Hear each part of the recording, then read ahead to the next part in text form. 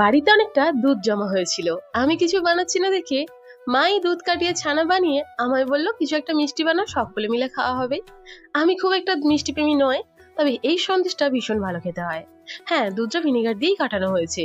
ছানা থেকে জল ঝরিয়ে হাতের তালু দিয়ে ভালো করে ছানাটা মেখে নিয়েছি একটু নরম করে। ওই 5-6 মিনিট ভালো করে মাখলেই নরম হয়ে যায়। কড়াতে একটু লিকুইড দুধ দিয়ে আর 10 টাকা প্যাকেটের একটা গুঁড়ো দুধ ভালো করে মিশিয়ে নিয়ে মেখে রাখা ছানা, একটু গুঁড়ো এলাচ, মিষ্টির জন্য পরিমাণ মতো চিনি, চাইলে গুঁড়ো দিতে পারো, ভালো করে মিশিয়ে নিয়ে 1 চামচ ঘি ছানার সঙ্গে দিয়ে রসটা একটু শুকিয়ে নিতে হবে।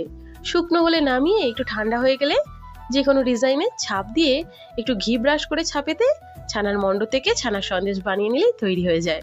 হ্যাঁ, একটু কিশমিশও দিতে পারো, দেখতে ভালো লাগে। হ্যাঁ, মিষ্টিটা খেতে দুর্দান্ত হয়, একবার না বানালে কেউ বিশ্বাস করবে না, এতটা টেস্টি হয়। আর সেই সমস্ত বন্ধুদের ভিডিওটা পাঠিয়ে দাও যারা মিষ্টি খেতে অসম্ভব ভালোবাসে।